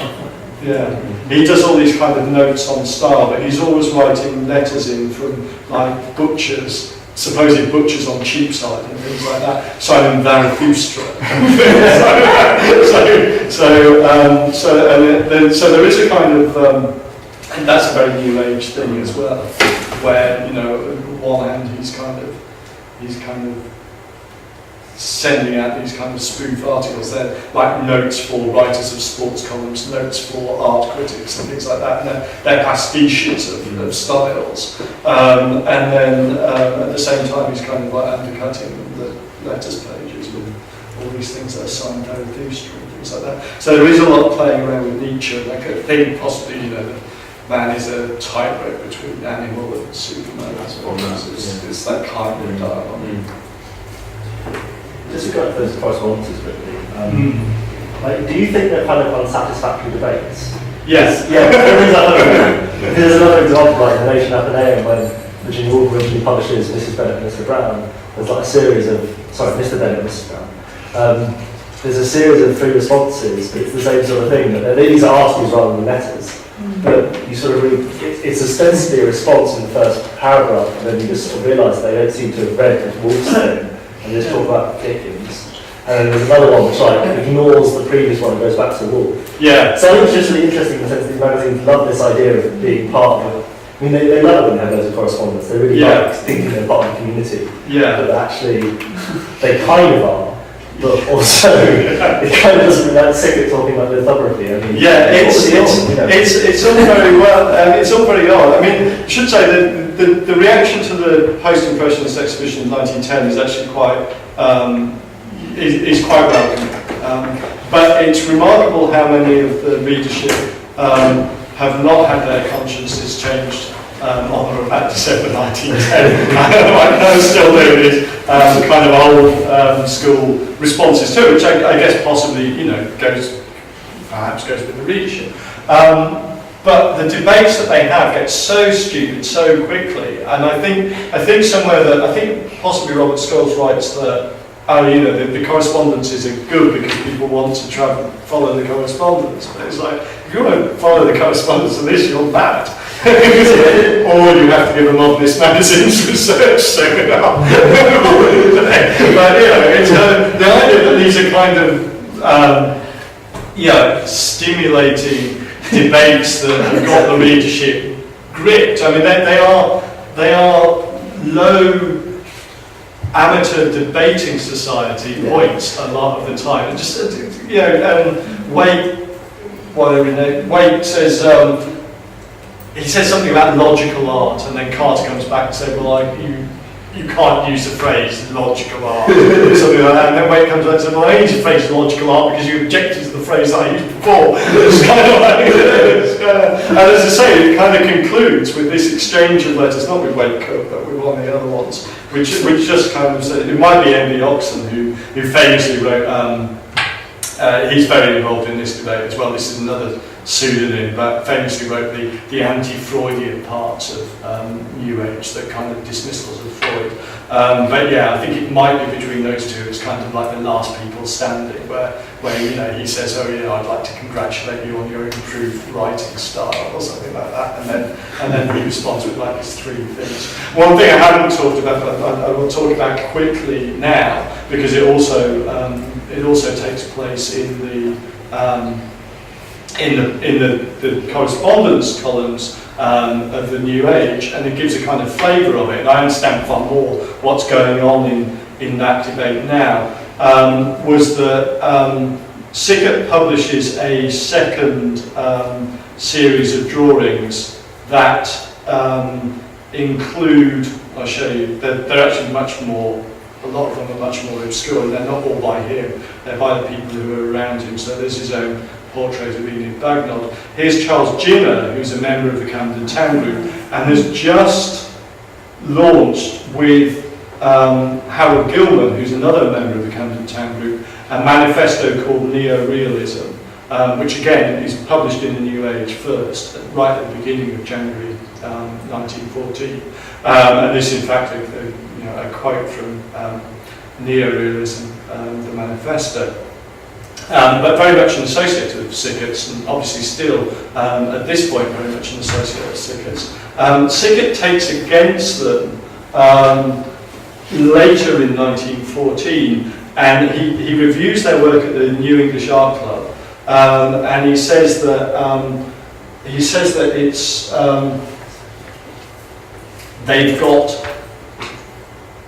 they're layering on too much impasto, they're putting too much paint onto the works. And they think it's rugged and manly, but they're wrong, and it's not even durable, and it's a fad, and they should look at the work of Spencer Gore, who's just died, who's another Camden Town person, and who Carter mentions in the reading. And he says, and he holds up, he's a really minor member of the Camden Town. It's an example for Ginner and Gilman to go and have a look at. And he never really mentions them by name, but they know it's an attack on them. So they write under a... Ginner and Gilman both write responses to the New Age in the correspondence column. And Ginner's, I think it's Ginner's, just says,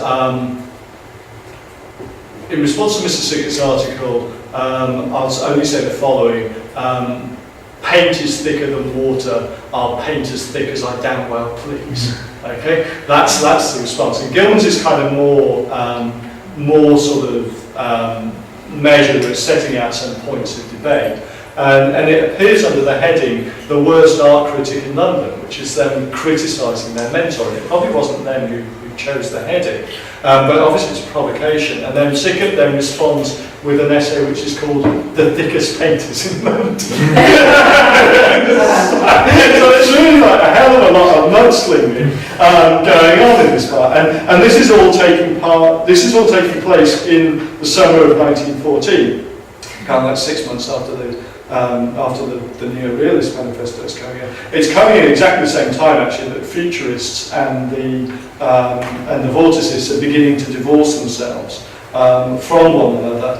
And this character called Arifilio, who is widely believed to be Ezra Pound, intervenes in the debate, and it kind of it's quite a sort of like, it's a funny kind of thing. Sickert's Thickest Painters in London.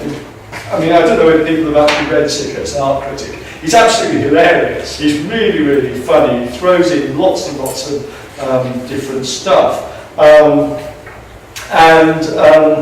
But so the Vickers Painters in London, which was this response to Gilman and Gina, it has all these things about how George Moore couldn't really speak French. It's got loads of musical song quotations in it as well. And then, as I say, it kind of like it ends up with this attack where it actually names Gina and Gilman.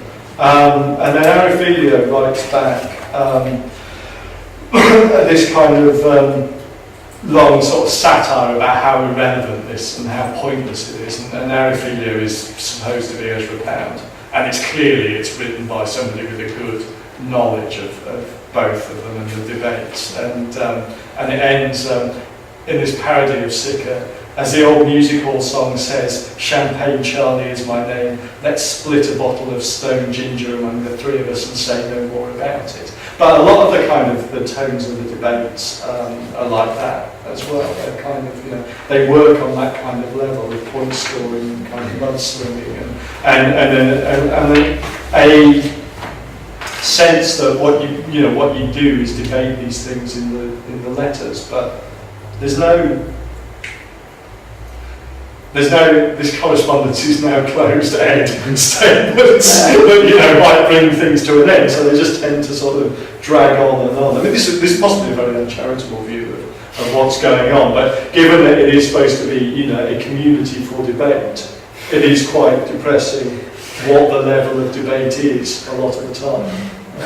Until somebody like Pound gets involved, and it's basically sending up not just Sickert, but also this whole kind of let's say no more about it. It's kind of like the whole endless cycle of New Age correspondence that's going on the eve of World War. Well, that's my next question for you is like look at the year. I mean, the world's about to blow up, and these guys, it's like they're having this arcane debate about something. I mean, does it just stop dead very soon after this? I mean, it must. Then you get started about bigger things or things beyond. Yeah, I mean, they've already actually, by that point, they've actually stopped reproducing artworks as well. And I'm to be honest, I'm much less clear on what New Age actually does during the war. But it continues? I think, well, it certainly continues. It certainly comes out the other side, Okay. It definitely continues. But I'm not sure there's a hiatus in publication. I don't think there is.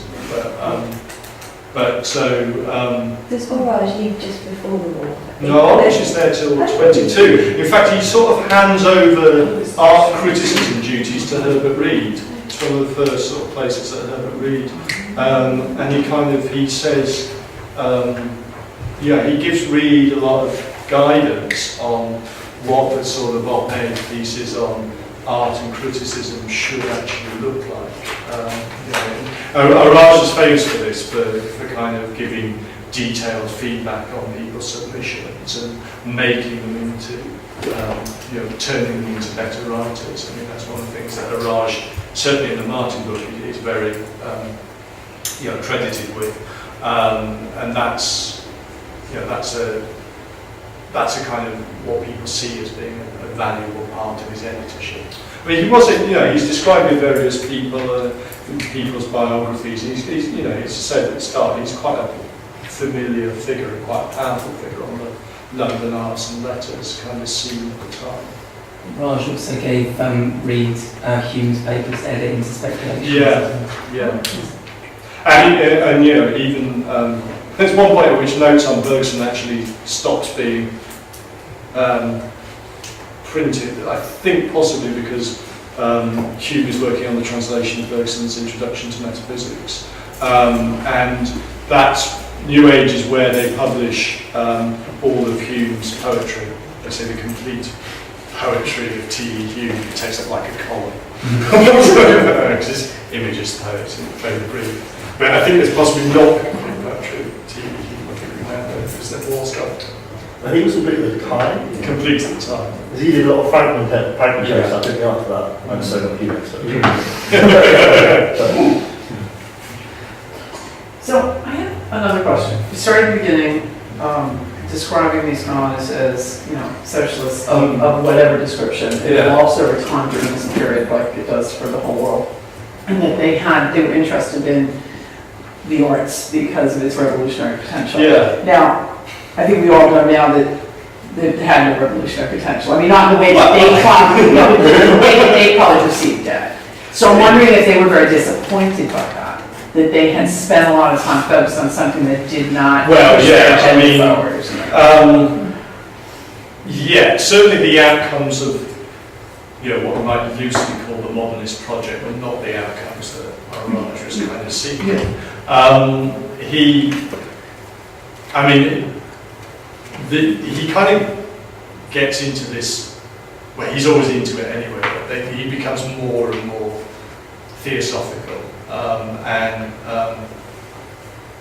So I'm kind of thinking, don't record this bit.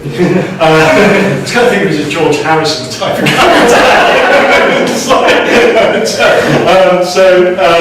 So he kind of, Uspensky, who has all these ideas about the fourth dimension and theosophy and things like that, has his disciple Gurdjieff or something like that, and Araj writes a book on Gurdjieff, and he kind of emigrates to the States. He gets married.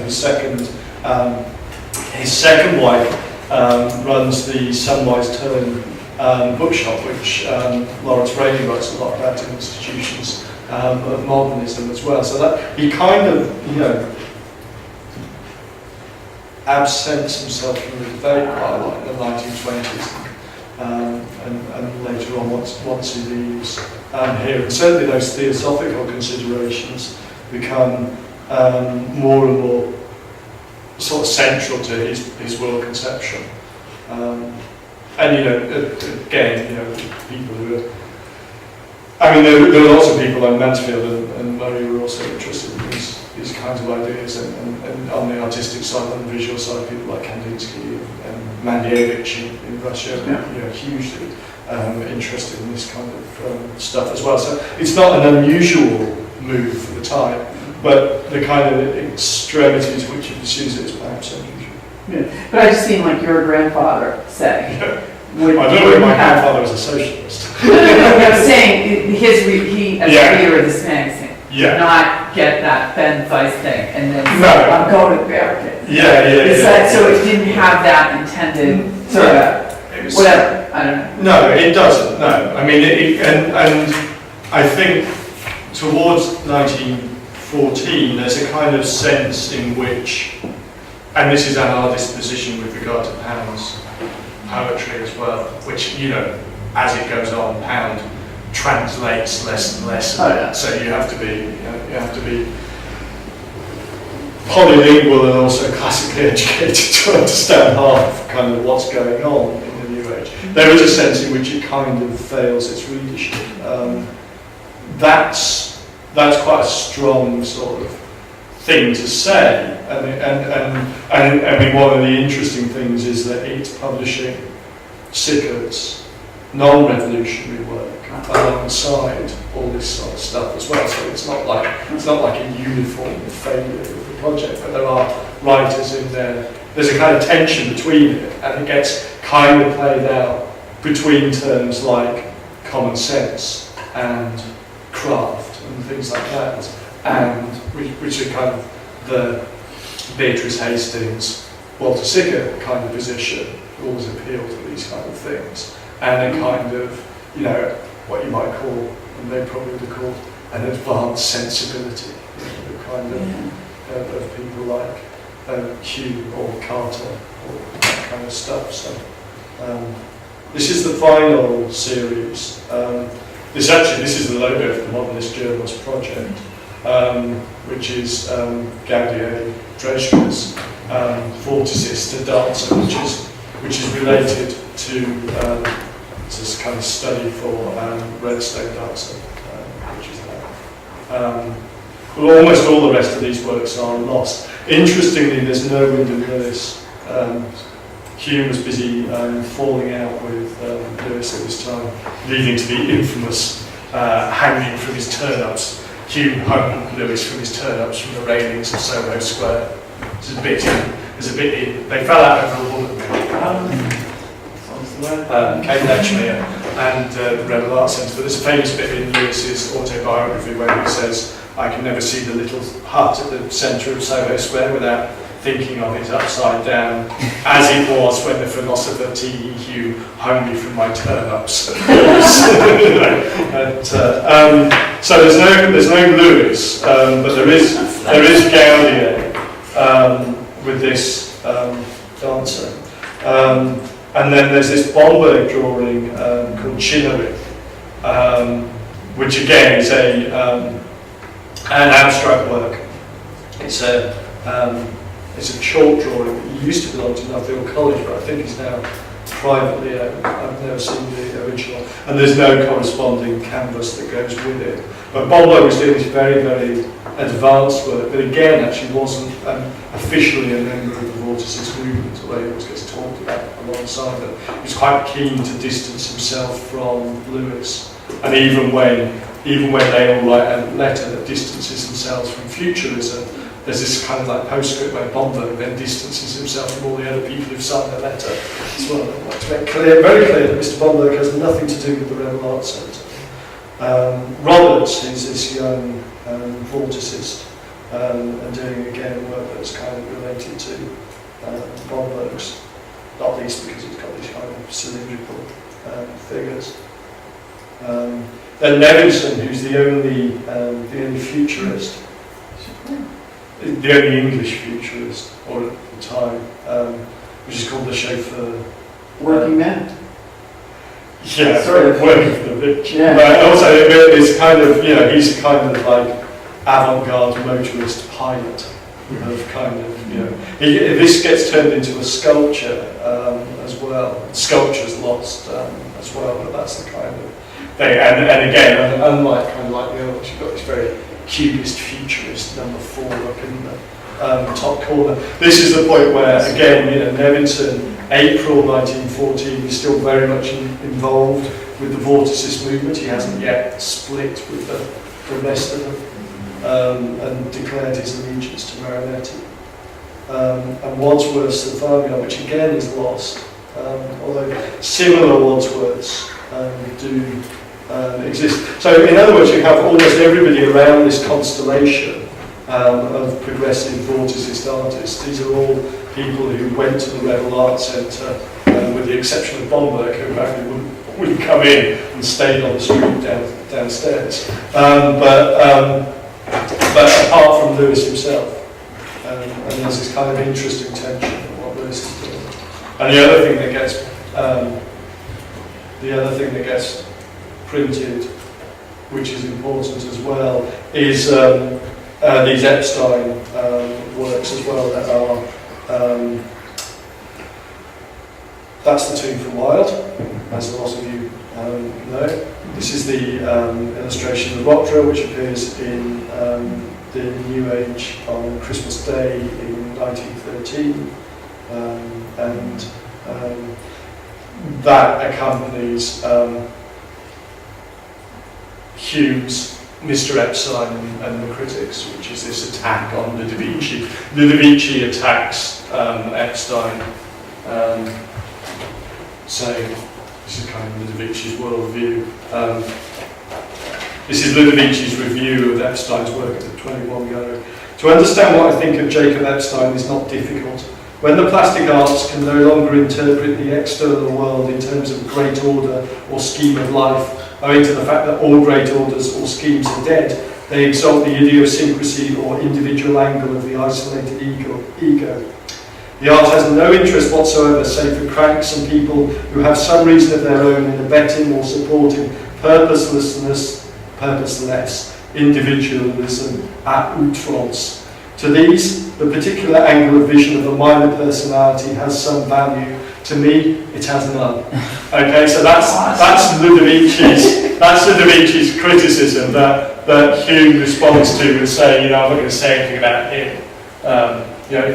He said something else like, if he misleads a few people about Nietzsche, that's not so bad, because Hume fancies himself as a great Nietzschean as well. But once he's attacking people, he can actually say, the best way to deal with him would be a little personal violence.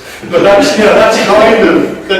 it's an extreme example of an exchange in the New Age. But as you kind of see it, it's not as kind of like a unique example. It always gets held up as how Hume's this aggressive character who isn't in control of himself. It's kind of like he is some of the time, but you can see that, you know, Sickert's like that, just slagging people off, and you know, and Gina, our painters thick as I damn well please. You know, there's a kind of tone of belligerence that's encouraged by this kind of, you know, supposedly neutral debating kind of thing. But you know, that when they're publishing things by pound, but simultaneously undercutting as well. And you say, yeah, and Naraj says, this is the famous thing, in November 1913, before this Epstein is published, and before you know, all the Hume criticism is actually published, he says Mr. Pound is an enemy of the New Age. At the same time as he's kind of like just printed loads and loads of Mr. Pound's work. But yeah, and that's our piece with the kind of the dismissal of Blast. You know, it's not unintelligible, but it's not worth the understanding. So there's a whole kind of, you know, very knockabout kind of thing that it seems to be hugely at odds with what it's supposed to be about. It does seem odd how they didn't pay anyone as well. How does that work? Yeah, well, I don't know. I was thinking that started living. How does Humphrey Carter make a living? You know? It's like, and that's apparently true. I mean, it's hard to get to the bottom of that because obviously the records have gone. And obviously the thing was running at a loss. Yes. And the pound thing, he does get money. As far as I can tell, it's a bit of a Bel Esprit project as well, as much as anything else. Other people chipping in to ensure that pound gets a stipend rather than actually getting one.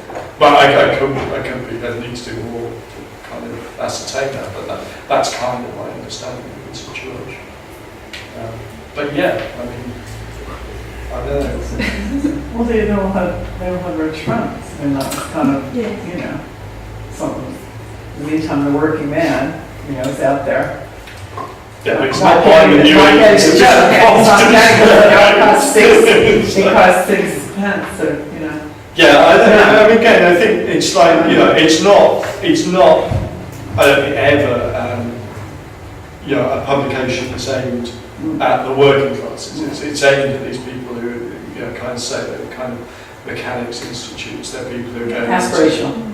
yeah, exactly. Yeah. And going into, you know, jobs as clerks or teachers or, you know, architects in borough architects' offices, and, you know, kind of draftsmen, that kind of thing. But I think one of the interesting things is, you know, is that guy at the end in the advert, just, you know, our coach you to do private coaching. Oh yeah, totally. Yeah, For these, you know, aspirational. these kind of, you know, entrance exams here, writing yourself, kind of And we should stuff. probably go to vocabularies.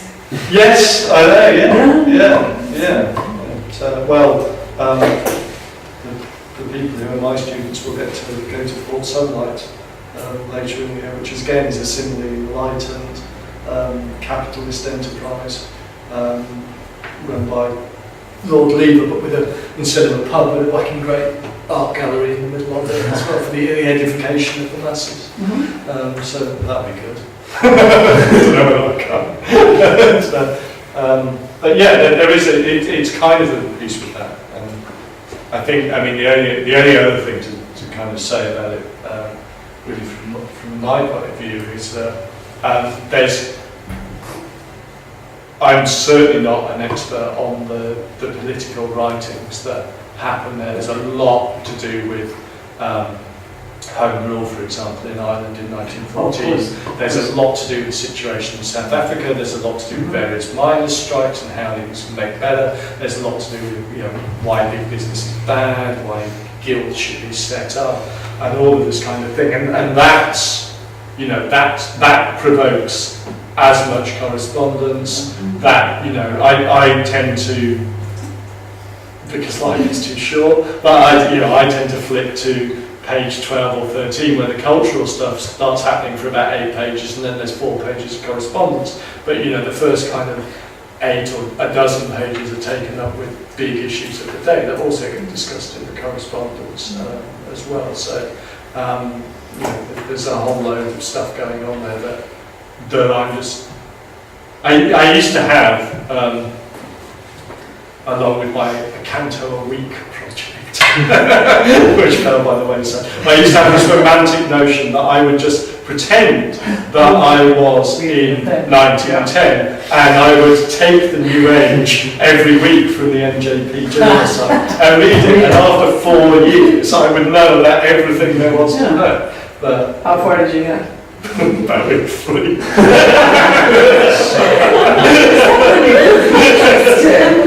I know, it would be. Just, I was going to say that, the New Yorker, not the analog in any way, but I've been reading the New Yorker magazine since 1975. Yeah. I feel that it informs my worldview in a lot of ways.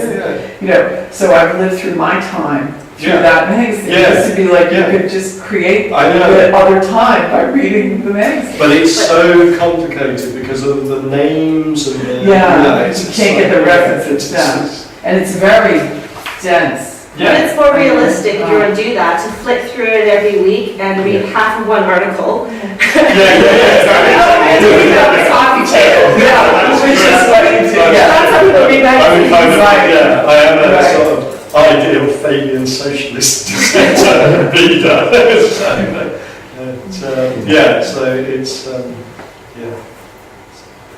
It's a big magazine with big and incoherent ideas. And not many pictures except for the ones you've shown. Well, I mean, even doing that is kind of for a mass market to do these kind of reproductions at the time is on the sort of budget that they're running, considering they're running at a loss. I mean, there's a fantastic, I think it's in the weekly sketch, I could be wrong. When the Futurist exhibition comes out, there are colour photographs in the weekly sketch or the weekly graphic of the Futurists' exhibitions and everything like that. And actually, it's kind of hard to believe that the printing technology that actually existed. But for this kind of magazine to be running, art supplements and things like that, and setting them up as something to be discussed. It's actually, is rare outside a little magazine kind of environment. Setting them up as something to be discussed rather than something to be ridiculed, which is how the mass press tend to. Which would you save? Regularly printing things upside down, just for the laugh. Which is, which kind of buys into this spoof and blag kind of reading as well.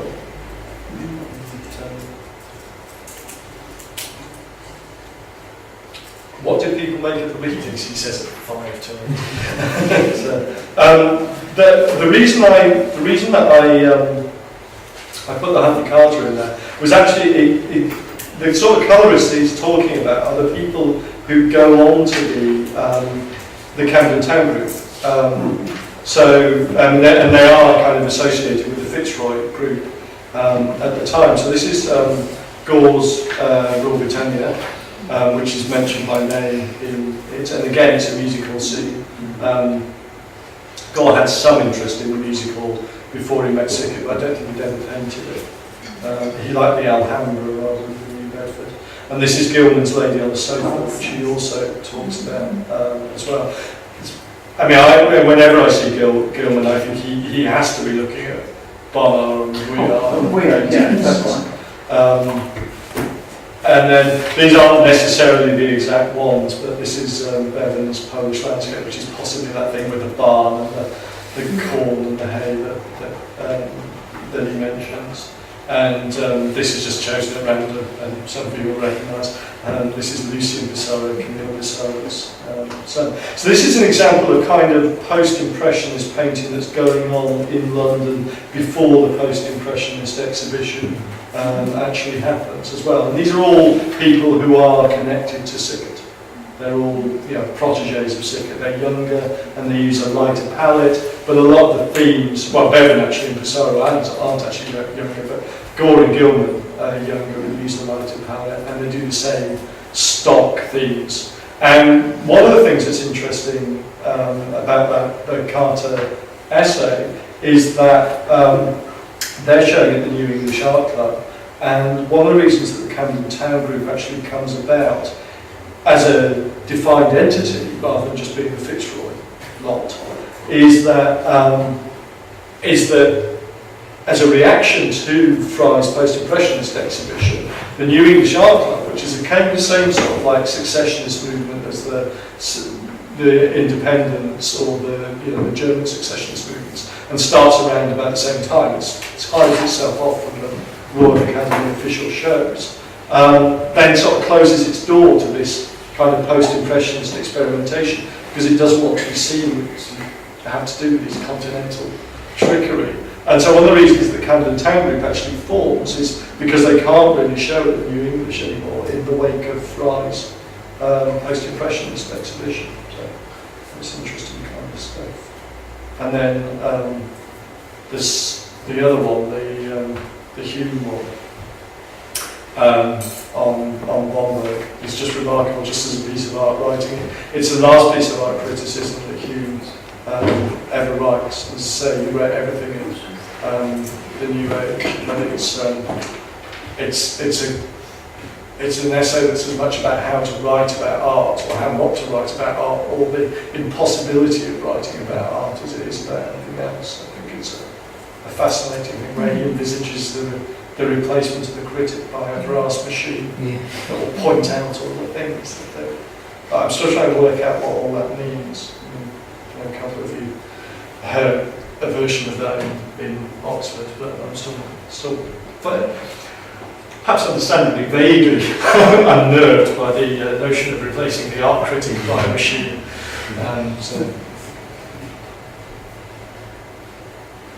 That was fascinating. Thank you so much. Well, thanks for inviting me. And thank you all for coming.